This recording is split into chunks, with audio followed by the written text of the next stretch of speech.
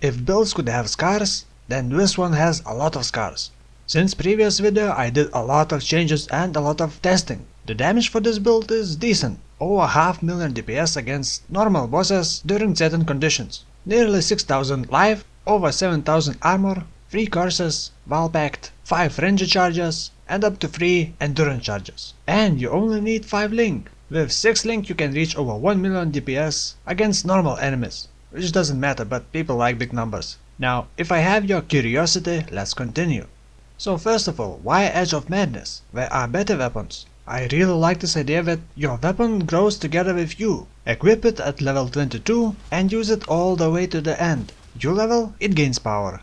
Now, why Occultist? Well, since I'm using Viper Strike and this weapon scales well with hair's damage, Occultist is really a decent choice. Because of Void Beacon, nearby enemies have minus 20% hair's resistance. There is no other class or skill that reduces enemy hair's resistance. Then Profane Bloom. Enemies you curse take 10% increased damage. This is a big damage multiplier. It also makes enemies explode, dealing damage to surrounding enemies. Very good for clear speed. Malediction is mostly used for +1 curse.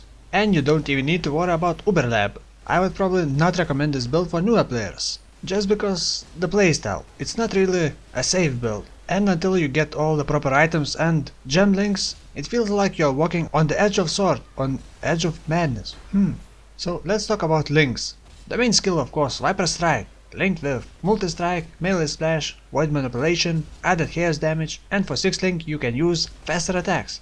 Blood Rage to generate frenzy charges, Arctic Armor for a bit more physical damage mitigation, cast on damage taken with vulnerability, Blasphemy with enfeeble and Warlord's Mark curses. You can swap enfeeble with vulnerability if you feel safe enough, but you do get vulnerability on cast and damage taken setup, so maybe better safe than sorry. Abyssal Cry is not needed, but it is nice to have it. Spell Totem and Wither use against bosses. It will boost your initial hit and then hair's damage over time, so it's double good. And that is all for my gems, because I'm using Kaom's Heart, and I don't have more sockets for other stuff. Talking about items, Kaom's Heart can be replaced with Cherrubim's armor. I lose over 1000 life, but I gain quite a bit of damage. Also because of Vaal Pact, having more damage means you heal faster. Also, Osiris Promise Flask is very good for this build, because it leeches life from hair's damage, but only from hits, not damage over time. I am also using Formless Inferno helmet to gain a lot of armor. Gloves, boots and even belt should have a lot of armor. Well, my items are not fully optimized, I just really hate trading. Rings and amulet are to cover all your other needs. Kaom's Heart requires a lot of strength, so you need strength on some items. 2 unique jewels, Viper Strike Threshold Jewel, which is called Growing Agony, and Energized Armor. Now for the passive skill tree. By the way, bandits, life, attack speed and frenzy charge. This build needs a lot of attack speed, or else it won't feel very good. By the way, Growing Agony goes here.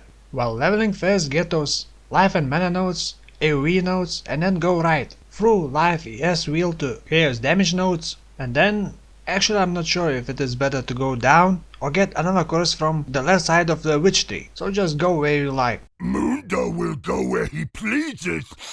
Now to explain my decision about the passive skill tree.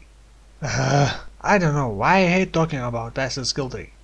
Basically, life, damage and attack speed. Since I'm not scaling physical damage, I dropped all physical damage nodes and picked hair's and damage over time nodes. And then I went deeper down to get accuracy attack speed nodes and also those life nodes. Accuracy is needed. Also, if needed, I am close to another frenzy charge and 3 points to get another 70% poison damage. Blood Drinker node is very important, because it gives 0.4% attack damage lethals life, which means it works with hair's damage or elemental damage, but not damage over time. Actually, mapping felt terrible until I picked Vaal Pact and started using Warlord's Mark. Even with Osiris Flask, the leech is not enough, so Warlord's Mark is highly recommended. Also, it allows you to get endurance charges, which increases your survivability and also solves your mana problem. By the way, I only have 44 mana and the skill costs 22 mana, and I don't have enough mana to cast Golem. If you were to use Cherubim's armor, you would have more sockets, and you could probably use Leaf Slam with faster attack and Fortify. But Leaf Slamming with this build doesn't feel good, but that Fortify would be really useful. I was also using Punishment Curse instead of Warlord's Mark. It is nice boost of attack speed. Also, Temporal Chain is an option, but I really needed more leech. By the way, Energized Armor Jewel goes here.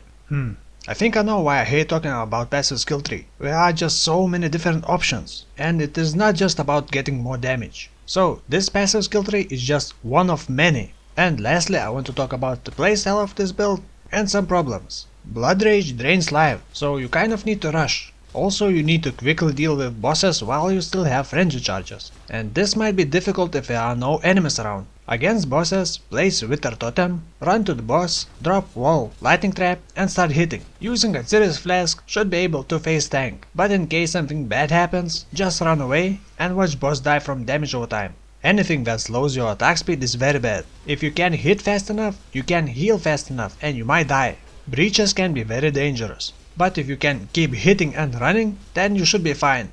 Porcupines are extremely dangerous, but you can use Abyssal Cry against them and they will not shoot spikes on death.